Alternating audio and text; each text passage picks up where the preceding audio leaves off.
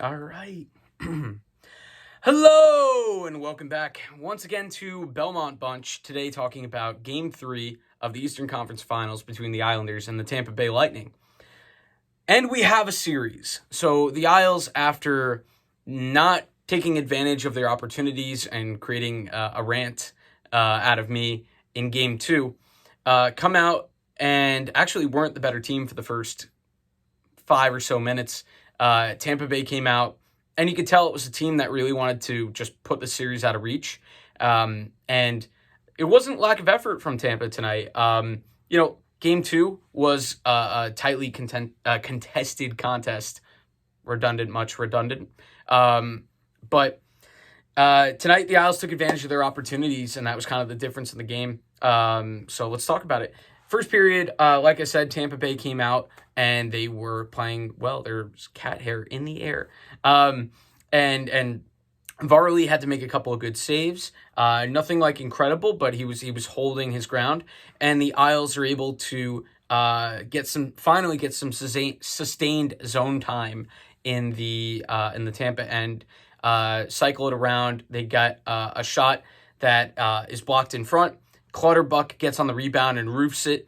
Really weird play here in terms of Vasilevsky loses the grip on one of his pads, which is Velcro. And so his pad was kind of dangling, and he has it all kicked up, asking the ref for a whistle. But I think it's a similar, from what I've seen, similar rule to like a broken skate blade. And so the referee is basically saying to him, I can't blow the whistle for that. That's something I wonder if they'll look at in the offseason. I've never seen that happen to a goalie. And I feel bad because, for Vasi, you're risking breaking your knee if you block a slap shot now and the pad flopping around misses it. So I do feel pretty bad for Vasi there. That's very unfortunate. And that's not sarcastic. That's legit. You got like 100-mile-an-hour shots coming at you. You're going to want all the protection you can get.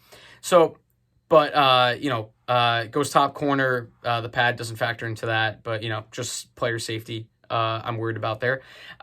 Tampa Bay, though, would get one back before the end of the period on a fantastic little play.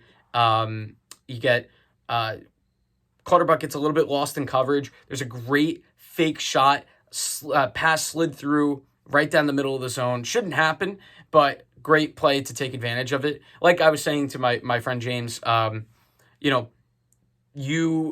the Tampa Bay is able to create passing lanes that you don't see as an opportunity, but they see it because they're amazing playmakers and they're offensively extremely gifted.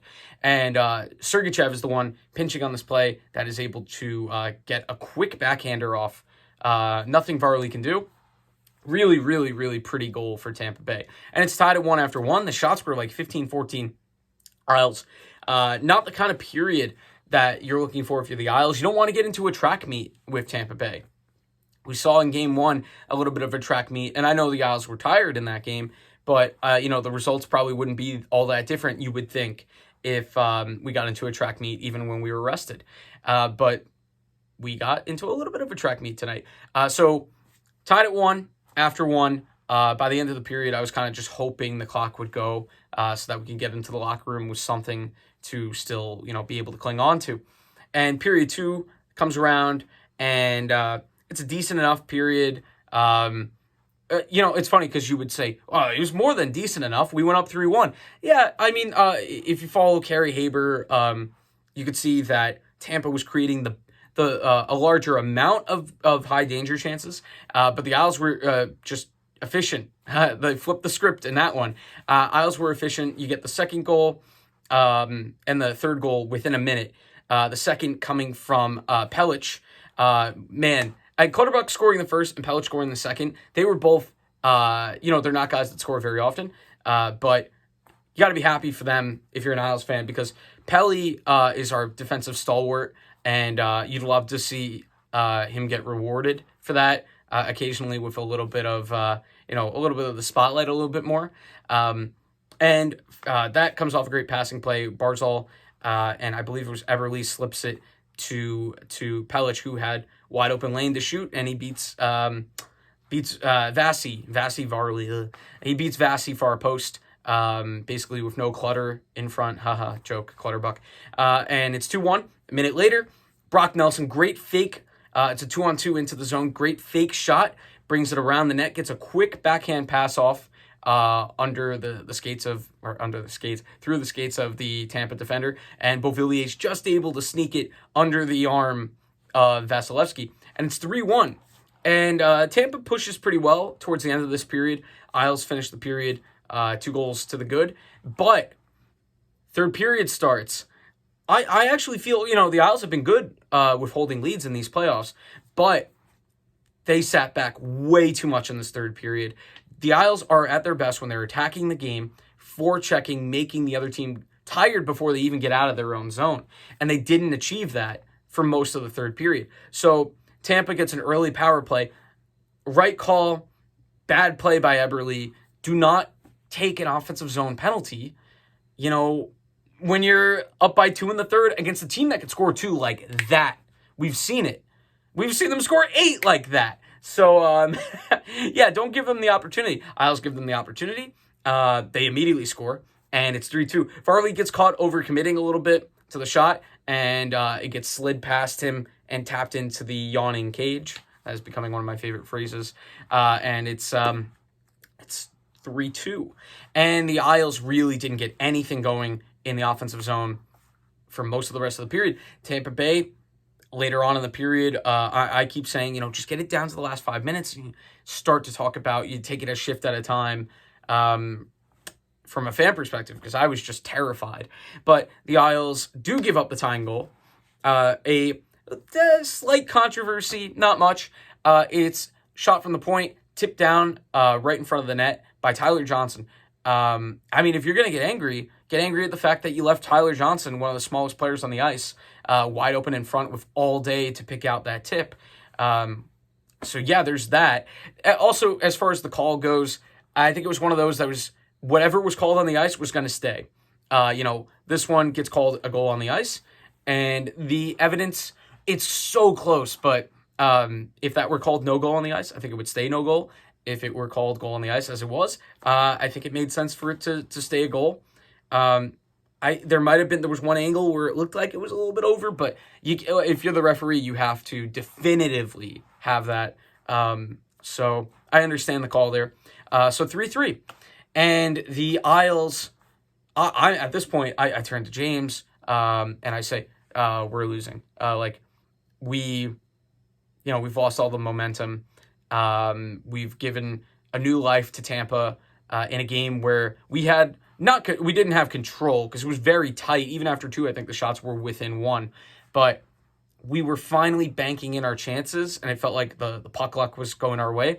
And then we gave Tampa an opportunity to get back in, and they grabbed it and they ran with it. And the Isles tied at 3. I'm just saying, I honestly, I can't take the overtimes from the Philly series. So I just said, guys, I don't want this to go to OT. I don't care if we win or lose at this point. I do not want it in OT. And Brock Nelson heard me. So Tampa's trying to exit their own zone. The Islanders are kind of in the middle of a change. But somehow, the Isles are able to hold the puck in the Tampa zone. Brock is able to pressure Tampa on their way out of the zone, keeps it in. You get him now, after making that play, setting himself up, getting his shot loaded up. He doesn't have the puck. The puck is loose. And Beauvillier gets one on net. It gets stopped. Beauvillier does a great little spin pass. He knows where Brock is. Brock found the soft area in the coverage.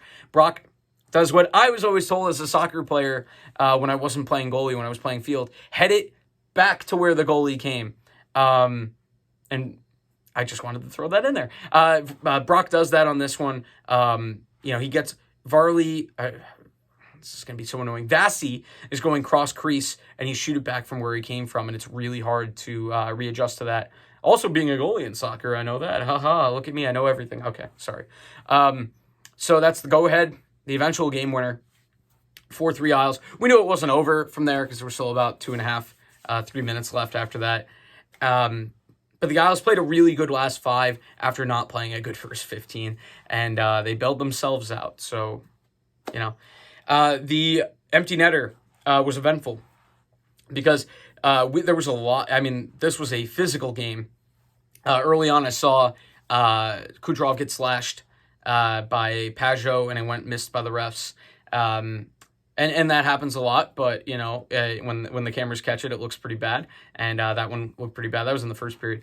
And obviously coming off a game where there was a suspension, there was the Goodrow cross-check, you knew stuff was going to happen, but a game broke out in the middle of this fight. But the Isles get the empty netter. Pajot blocks a Kucherov shot and has a clear lane to finish it off into the empty net.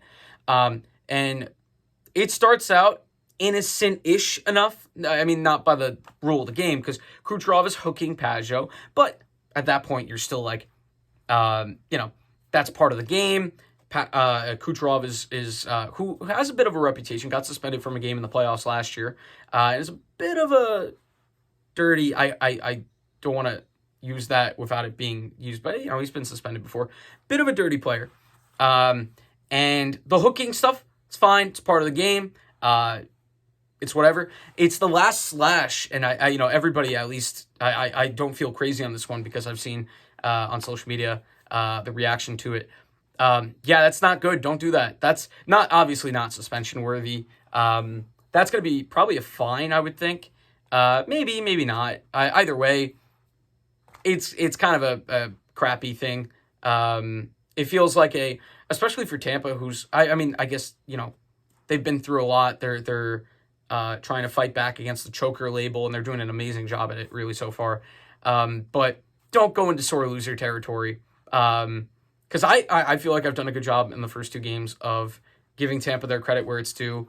And, even though I felt last game there were some cheap hits and stuff, I still wouldn't argue that the Isles should have won that game because the Isles didn't take advantage of their chances, and Tampa did. But in this one, Tampa, I think a little bit, Kucherov, you got to just respect the fact that, the guy just blocked your shot. He's going in. The hooking stuff is whatever, but the slash is too much. So I hope to not see much more of that, because I don't like to see series turn into like the movie Goon if I can't. But so that's it. That's the video. It's 2-1. Offside Tavern is guaranteed a game 5, so that's awesome. Wasn't able to get there today. Man, it's tough to get. Everybody knows it's the place right now for Isles fans. But 2-1. Really, all I could ask, I just wanted us not to get swept again. And against, the team that looks the best that's left, Tampa Bay. And, you got to be excited with it as an Isles fan. But that's the video. Like and subscribe. We'll be back on Sunday. Hopefully, we'll be able to get to Offside or the Oyster Bay Brewery for the home of the Barn Rocker. But keep it tuned here. That's such an old saying. I don't know why I said it. But like and subscribe below. We'll see you next time. And Belmont Bunch. Bye.